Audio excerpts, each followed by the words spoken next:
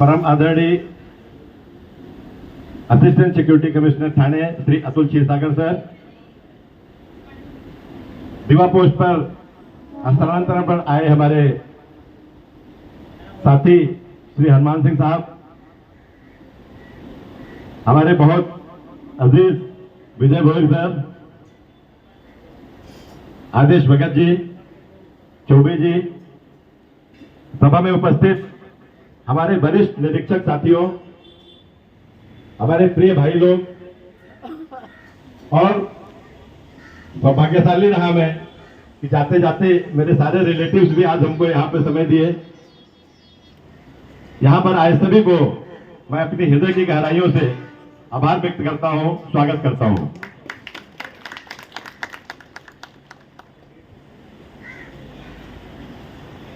यहाँ पर इससे पहले हमारे पूर्व वक्ताओं ने जितनी भी सारी बातें कही, उसके लिए बस एक ही प्रेरणा है कि जब मैं दीवा पोस्ट पर यहां पे पोस्टिंग हुआ,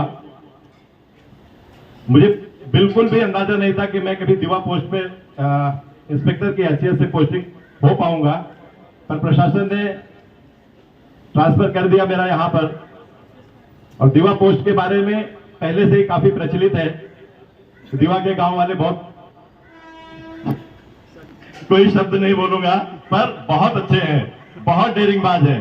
वो अपनी मन की ही कर लेते हैं, जो उनको करना उनको कर लेना है। मैं घबराया, मैं ठीक है चल के देखेंगे, यहां पर आया और एक दिमाग में बस इतना था, जो काम सामने आएगा उसको काम तो करना है, सरकारी काम है तो करना है। फिर जो सामने समस्याएं आएंगी उसको उसी समय वर्तमान में किस परिस्थिति से कैसे निपटा जाएगा वो मैं देखूंगा, सोचूंगा।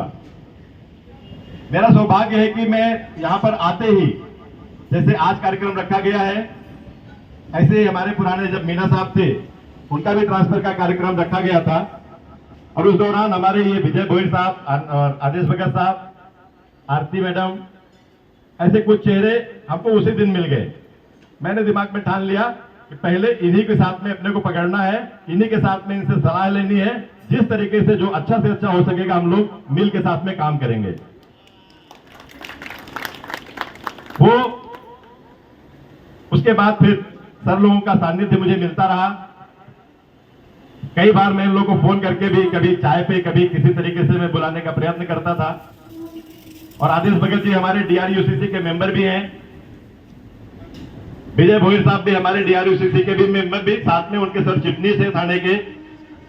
इनका भी कहीं ना कहीं रेल यात्री संगठन से बहुत बड़ा अटैचमेंट है।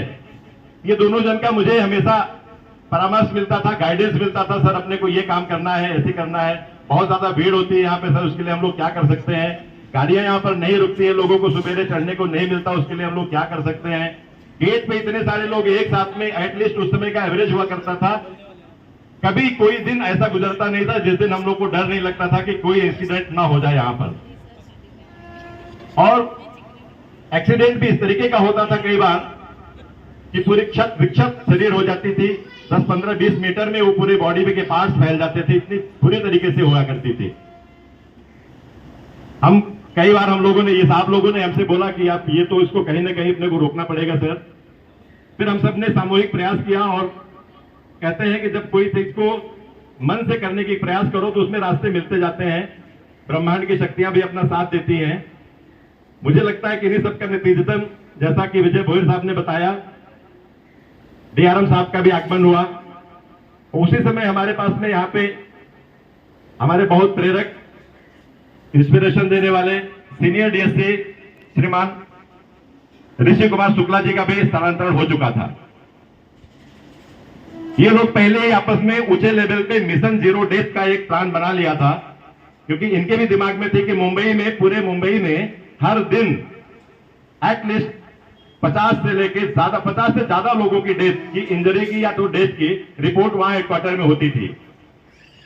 अब दीवा पोस्ट में, उसमें भी दीवा पोस्ट का काफी बड़ा रोल होता था, यानी दीवा पोस्ट शायद ही गैप जाता था, कोई ना कोई दिन ऐसा रहे कि नहीं तो अक्सर हर दिन दीवा का, चाहे जुडिक्शन, चाहे गेट, चाहे कहीं ना कहीं कोई ना कोई एक डेथ की रिपोर्ट वहां हुआ करती थी। उस दिन डीआरएम साहब आए और बताया कि उससे पहले भी मीटिंग लिए थे हमने ये साहब लोगों की चर्चा साथ में किया था। सर ने बोला था कि इसको तो पूरी तरीके से बंद करना है।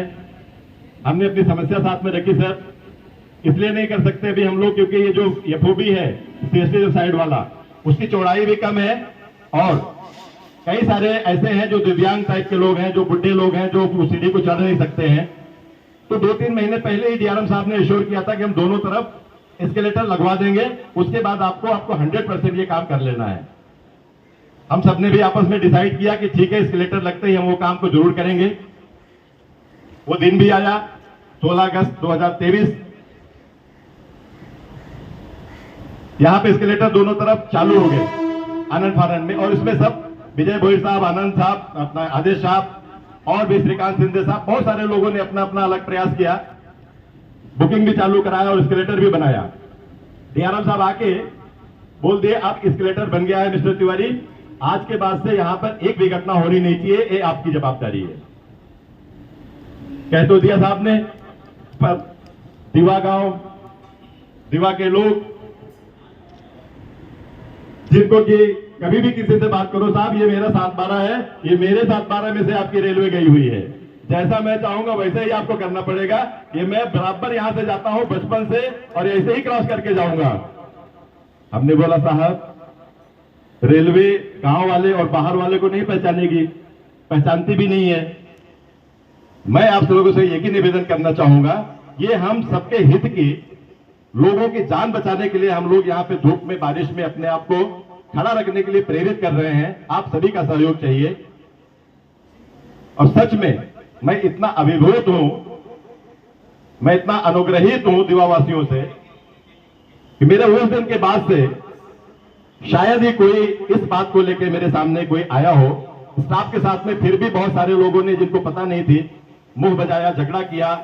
कई सारी स्टेशन ऐसी सिचुएशन भी आ जाती थी कि वो बात बहुत आगे तक बढ़ेगी, पर जब बात आगे बढ़ने की बात आती थी तो मैं विजय भोईर को या आदेश भगत जी को या शैलेश पाटिल जी को, इन लोगों को किसी न किसी को बीच में इंक्लूड कर लेता था। मैं बोलता था भैया ये आदमी है, इसको देखो ये झगड़ा कर रहा है आदमी, इसको तुम संभालो, मैं रेलवे गेट तो क्रॉस नहीं करने दूंगा। इन सबका नतीजा ये मेरे सौभाग्य में लिखा था कि मेरे रहते रहते ये मौका मिला मुझे, और हम सभी ने, हमारे पूरे स्टाफ ने एक मिशन बनाया, चाहे कुछ भी हो जाए रेलवे गेट पे एक्सीडेंट तो हम लोग नहीं होने देंगे। और इसका एक ही जरिया है कि जब क्रॉस नहीं करने देंगे तो एक्सीडेंट ऑटोमेटिकली नहीं होगा।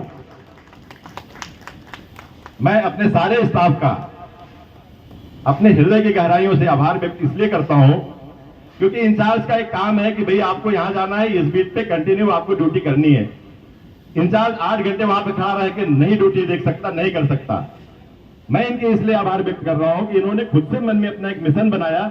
गेट पे जो भी ड्यूटी पर रहे, उसमें मेरी लेडीज स्टाफ है, एमएसएफ लोग हैं, हमारे और स्टाफ है, ये सब ने बिल्कुल वहां पे तत्परता के साथ में पूरी कड़ाई से, चाहे कुछ भी हो जाए, गेट को नहीं क्रॉस करने देंगे तो नहीं करने देंगे।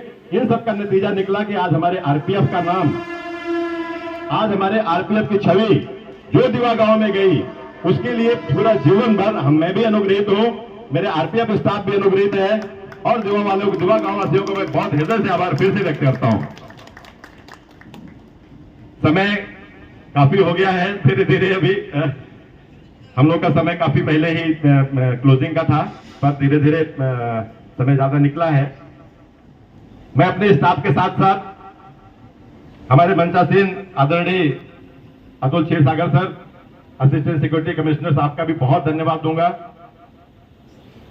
ये सब कभी सरकारी ऑर्डर देना रहेगा तो ऐसा लगेगा कि रिस्क अब क्या करूं साहब, नहीं नहीं तेरे को ऐसा ही करना है, जो मैंने बोल दिया वही करना है। इतना कड़ाई से बात कर देते थे कि पूरा कुछ देर के लिए तो आदमी सुन्न हो जाता है। पर पर्सनल लाइफ में जब कभी आते, कंधे पे हाथ रखते, भाई तूने कर लिया, बहुत अच्छा किया, आगे और अच्छा कर। इनकी भी हमेशा एक प्रेरणा जो हमारे साथ में रही, हमेशा जो सादर सहयोग मिला साहब का, वो भी हम लोगों को यहाँ पे बहुत ज्यादा टैलेंटेड बनाया। हमारे बीच हमारे नौ आगंतुक ट्रांसफर आए, Shri Hanuman Singh sir, well energetic, देखने में हैंडसम, खूब मेहनती। अभी चूंकि मुझे 3-4-5 दिनों तक साथ में काम करने का मौका मिला, जिस दिन से आए उसी दिन से सबसे पहला तो बोले सर मुझे बैठना नहीं है, आप एक काम करो, हम लोग साथ में चलते पूरा सेक्शन पहले देख लेते। सेक्शन दीवा का तलोजा तक है, तलोजा का जो आउटर है, तलोजा का जो प्लेटफॉर्म है वहां तक हमारा सेक्शन है। इधर पूरा जो मेन लाइन है, इधर मुमरा से लेकर गोपर का बीच का, उधर कॉर्ड लाइन का, डीसीसी केबिन का। पहले ही दिन साहब पूरा दिन भर हम लोग सवेरे से शाम तक सारे जुरिडिक्शन को देख लिया, कहां पे क्या क्राइम हो सकता है, कहां पे क्या क्या चीजें पड़ी हुई हैं जो रेलवे संपत्ति की चोरी हो सकती है, क्या किस तरीके का यहाँ पे क्राइम होता है, कहाँ एक्सीडेंट ज्यादा होते हैं, कहाँ पे किस तरीके का सारा कुछ इन्होंने जिस तरीके से इंटरेस्ट और एनर्जी के साथ में पहले दिन मुझे घुमाया, साहब ने देखा। साथ ही साथ साहब भी बहुत कोऑपरेटिव है, स्टाफ के साथ में भी इनका बिल्कुल वही रवैया है, वही रुख है, हमेशा डिसिप्लिन में रहो, अच्छा काम करो। इंचार्ज की हैसियत से मुझसे जो भी सुविधाएं मिले चाहिए आपको सब मैं दूंगा। मुझे पूरा विश्वास है और मैं आशान्वित हूं कि सर अभी तक जो भी आरपीएफ की छवि दीवा गांव वालों के बीच में बनी है, सर उसको तो बरकरार रखेंगे ही रखेंगे। मुझे पूरा विश्वास है उससे 2-4 कदम आगे अपने आप को लेकर स्टैब्लिश करेंगे। और जब साहब का फिर यहां से 3 साल के बाद स्थानांतरण होगा तो शायद मैं फिर से बीच में उपस्थित होने की कोशिश करूंगा और बहुत अच्छा लगेगा मुझको कि साहब की जो और भी अच्छा से अच्छा काम कर पाएंगे। मैं यहां पर आए सभी का, सम्मानित सभी सदस्यों का, जो हमारे बीच में से कुछ लोग बहुत आवश्यक कामों के लिए चले गए, शैलेश पाटिल जी, चेतन भगत जी, चेतन पाटिल जी, इन सबका आप सभी का हृदय की गहराइयों से स्वागत करते हुए मैं फिर से अपना मन की गहराइयों से आपका आभार व्यक्त करते हुए अपने वचन को यहीं तक समाप्त करता हूं। Thank you. जय हिंद, जय भारत, जय महाराष्ट्र। बहुत बहुत धन्यवाद सर, अपना अनुभव अतिशय मौलिक शब्द में हमारे समक्ष प्रस्तुत किया।